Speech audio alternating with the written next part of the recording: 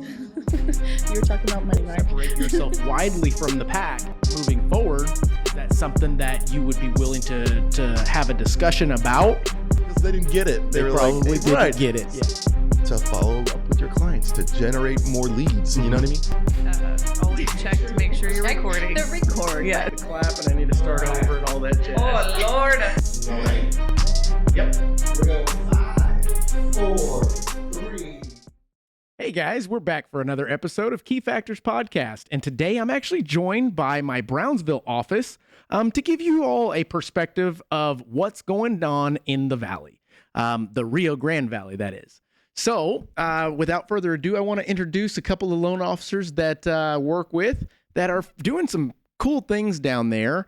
And I want to hear from them. So first off, let me introduce Vanessa Gaitan. How you doing? I'm great. Good. I'm good. Feeling Awesome. good. Awesome. And then Alfredo Martinez is also the sales manager down there.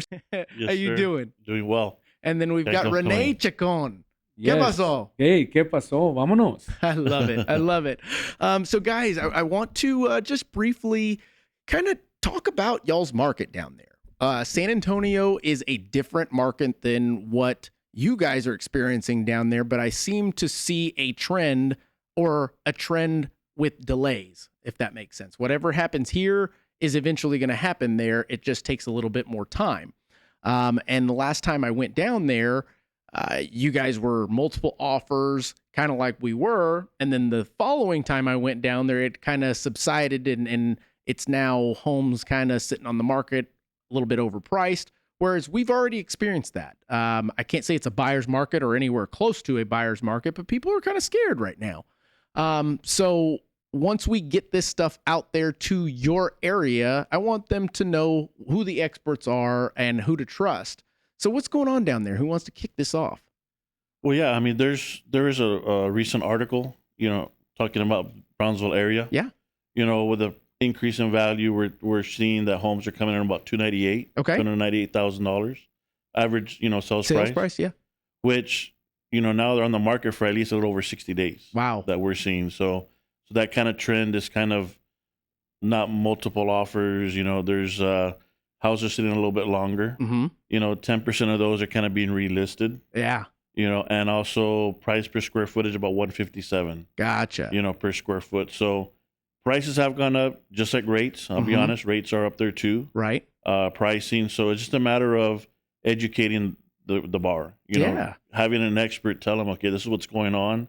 It's time to make the move. And that's great advice. The perspective of what's happening down there, as mentioned before, is a trend of what we've already seen here. And I believe that the consumers down there are getting a little bit more educated, but almost missing out on the opportunities that are still available. And you guys tell me if I'm wrong in the sense that, yes, there are homes sitting on the market because the consumers believe that they're too high priced at the moment. Or they think that it's going to crash, or they think that rates are going to come down. And I just don't think that is what's in the cards for Texas, period. It's the payment, to be honest. The people are like, wow, payment is just too much. Yeah. And they're thinking it's going to come down, and it's not. Right. So what are you guys doing in these scenarios? So just like you said, I have, tons of families pre-approved, and they get scared because of the rate, because of such a high payment.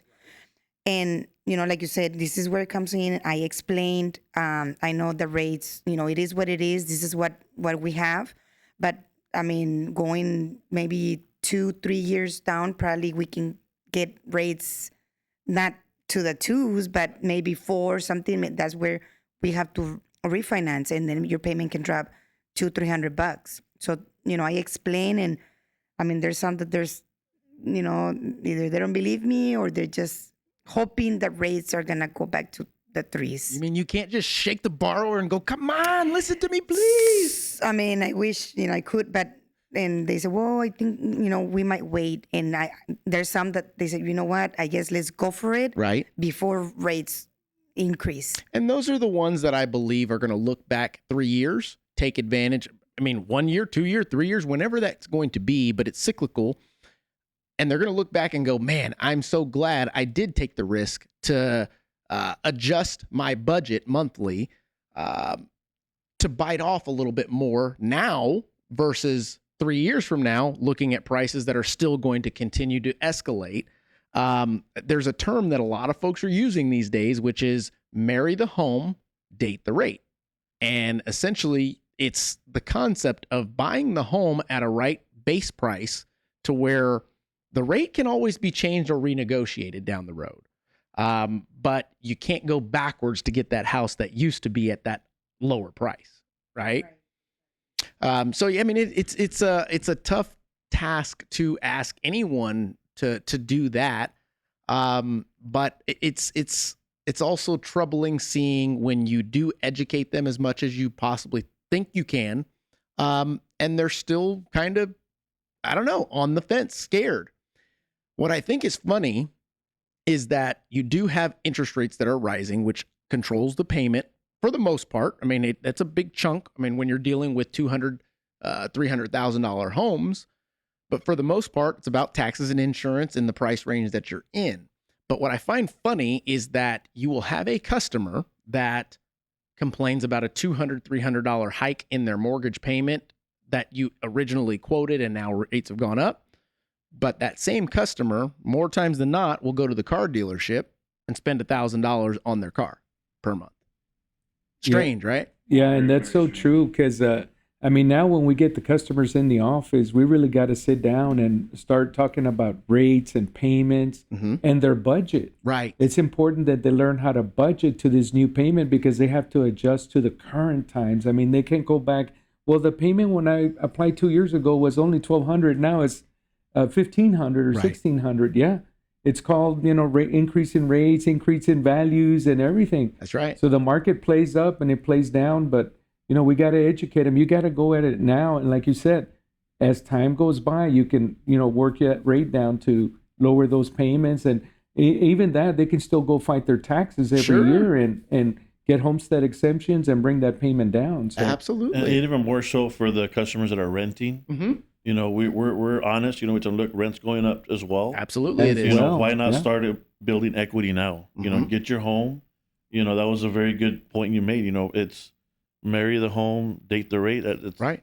very, very similar where, rent's going to go up. So really you're paying somebody else's mortgage. Right. Why not buy your own and build that equity now? Absolutely. I You mean, know? I think it's important for us as lenders, as experts, to continue to educate these borrowers based on the budget, like you were talking about. Instead of looking at homes right now, let's sit down and talk about your budget first so that we get a right perspective and you don't go look at a $250,000 house at all because your price range is yielding you $150,000. That way, your expectations aren't ruined from day one. It is the toughest thing to look at a $300,000 house and be told that your payment comfort or your qualification is only at $250,000 or $200,000. It's tough to go backwards. Why? Because the $250,000 home is never going to compare to the $300,000 home. It's just not a thing. I mean, we're human. We can see what the difference is between them. And I think we have to continue to educate that way because any one of you could pick plenty of stories to tell these customers about what took place in the last 2 years about customers previously that contacted you and said, hey, we'd like to do a cash out on our house. And they wanted to take maybe 10, 20, 30,000 out. And after running what we do on our side, go, well, you've got plenty of equity here. You have gained 100,000 in equity. And they go, well, what? If you don't own a home, that's not even a possibility. Right. Do you get what I'm saying? So, I mean, what are you telling your realtors? What are you doing differently, or what would you like to start doing differently that will keep you top of mind with realtors, keep you as the expert? How about you? I mean, of course, telling them what the rates are, be honest and tell them this is what we have. And tell them that we do have the down payment assistance, right? We got scared a while ago, but We're back to life. So tell them this is what the rates that we offer. I mean, this is what, and most of them or all of them, they know Right. about, the rates. Man, really 6.1. Oh my God. And recently I was talking to about 3 realtors, and I told them, about the pricing, and they're like, no. I mean, these are seasoned realtors. And I was like, well, didn't your lender, they don't tell you about the pricing? And they're like, no, tell me about more. it. Yeah. And I mean, I don't know if it's a good thing to tell them about. I think so it's they'll always be a good aware, thing. Absolutely. So that everybody's on the same that page. extra cost that, And I also believe that if you're the one leading the way on something like that, on a true factual message, you're even more of the expert. It shows that you have the confidence to be honest about what you're doing and still be able to overcome those objectives, give value to your realtors, show them how to continue to gain business despite what's going on in the market. Yeah. And these realtors, they just got like, oh my God, I didn't know that. They get super scared. I'm like, no, I'm not trying to scare you. This is what it is. I mean, I never thought that you wouldn't heard about pricing. You've been doing it for 10 years. Pricing, Oh, I was yeah. like, oh, wow. Just like that. Thank overnight. you for telling me, and that way I guess they can tell their buyers, and this is an extra cost, and it's not going to go away. No, it's very true. It is very true. If you look at what is happening, matter of fact, let's briefly talk about the scare we had this morning to give people an understanding of how quickly bond funds can be given and taken away. Yep. That's right. So volatile right now. Right. So what took place this morning? What scared the piss out of us today, huh? Well, I mean, we received a contract. Yeah. Vanessa received a contract, which is what we all strive for. And, we're there registering it and going to the eHousing Plus website, and we get a bunch of red letters. There's no funds available or no funds allocated for your reservation. Right.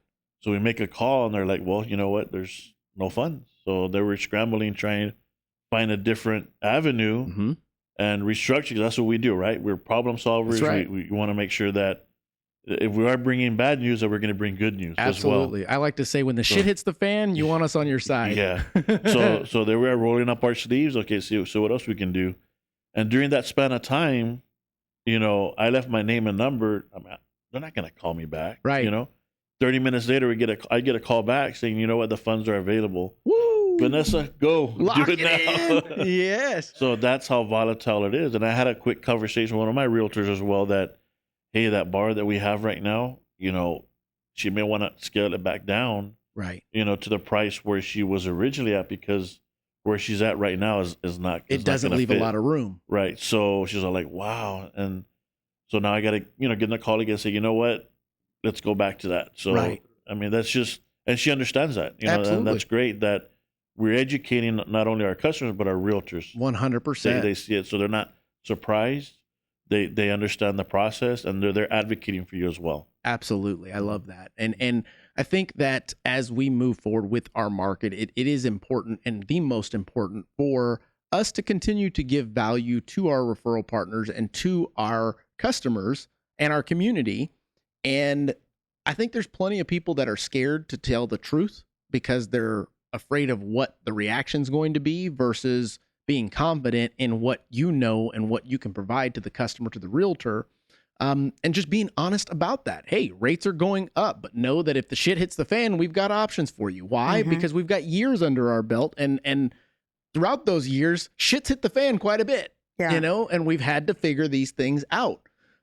So if you had to give a message to realtors out there first, what would that be in this current atmosphere, what we're going through, current environment? To me, it would be like traffic is not as it was before. Heavy traffic, and a bulk of the people that applied, they did qualify. Well, now with the rates up and the values are higher, now we're dealing with bigger payments, so they got to have bigger income. So that kind of shrinks down how many people can apply. Yeah. And so it's slow now everywhere, but as long as we keep working, getting our rolling up our sleeves and working and touching base with realtors, and then with us, we can communicate with each other and send us business and say, hey, let's work together. and let them know, hey, customer, you're going to have to go and sit down and have a conversation with a mortgage company and see where you stand on your income, your future goals, because they could be buying a small house at the beginning, but let's say in 5 years, one of them becomes a teacher, the other one gets promoted. Hey, now we're ready to move on and, get that $400,000 home that we always wanted. Absolutely. But, just establishing those relationships. No, I think that's important. And you're talking about new relationships. I want to remind folks out there that if you're already pre-qualified with your lender, if you've already gotten your options, if you've already gotten an estimated interest rate and you're out there looking, but it's been longer than a week since you've touched base with your lender, it's time to reach back out because we've got to reassess some things. Or 30 minutes ago. Yeah, 30, exactly. Good point. Good point. Yeah. What about the buyers? What would you tell buyers right now? Anybody? I mean, we're seeing a lot of buyers. They're really seeing a lot what's going on online. Yeah. The first question we ask, or I ask, and I told my LOs too, tell me what you know about interest rates. Yeah. Where are you getting the information? Is it a reliable source? Is it not a reliable source? So, and if it's not, well, these are the facts. Yeah, and I think that's incredible. It's just taking a little bit more time with them. And impactful that you're able to lead with that. That shows that you're not afraid to have the tough questions. Right. There's so many loan officers in our industry that are scared to have the tough conversations. And my message to them is that's why you get paid so much for what you do. You've got to have tough questions. I mean, you've got to have the tough conversations. We may not always have the answers to the questions. Sometimes if we did, we probably shouldn't be doing what we're doing. We should probably be gambling the market, which is why when people ask, what are rates going to do? You know what? They're either going to go up or they're going to go down. That's about it. Yeah. That's what we know. That's Yeah, what we know. we're hoping they're going to go back down, but we don't know when. And they ask me, I get this question all the time, are rates going to go down? And I'm like, Yeah, magic ball time, right? And I was like, I wish, I knew. But, I mean, we're hoping that they're going to go back, little by little, Right. 2 years, 3 years. We don't know, but. Oh, I mean, I think it's important real quick before we wrap this up to have a conversation about why interest rates are going up, because we're going to air this in the Brownsville area to let your consumers know a little bit more about what we know. We're going to pull back the curtain a little bit. Some may know, some may not know why interest rates are going up. Can any of you answer that question as far as why interest rates are going up? To control inflation. Hands down, that is the number one answer because you've got a lot of folks that think that the Fed increasing their rate is what's increasing mortgage rates. No, it's technically inflation that's triggering this, and Fed is doing what they can to control inflation or combat inflation, but the Fed rate is not directly correlated with mortgage rates. If anything, it's a part of it. That's a great way to put that. It's a part of it. And in order for us to control inflation, we've got to slow things down. Why? Because we were spending our money like crazy. Is it a bad thing? No, I don't think it's a bad thing. But I think that when we get a ton of money pumped into our system and it goes nowhere, that's what happens. So I think we didn't create the mess, but we're having to deal with the mess. And it's unfortunate. But I think a level of understanding of that from a consumer's perspective is important because they don't know why rates are going up. They think it's us that are raising them sometimes. We're on your side. Absolutely. Yeah. I mean, rates are going up for us too. We got to eat. We've got to accomplish our goals. We've got to do the things that we need to do in order to continue, Anybody have anything else to add? This is your time. You say whatever you want. No, I mean, I'm glad that we're still getting referrals, right, from our referral partners. We get 2-3, pre-quals a day.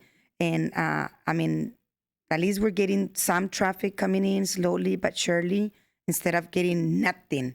That, will be pretty bad. So I'm glad that I'm still closing, 3 deals a month, but I'm getting something, versus, of course, 7, 8 loans a month. But hey, I know things are gonna get better.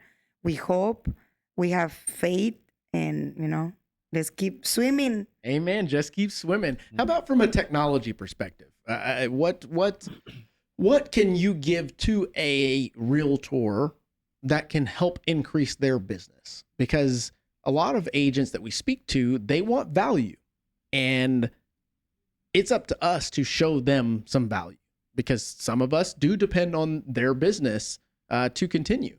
What would you say is something that you can provide as far as value that a realtor can utilize to capture more business, to increase their business?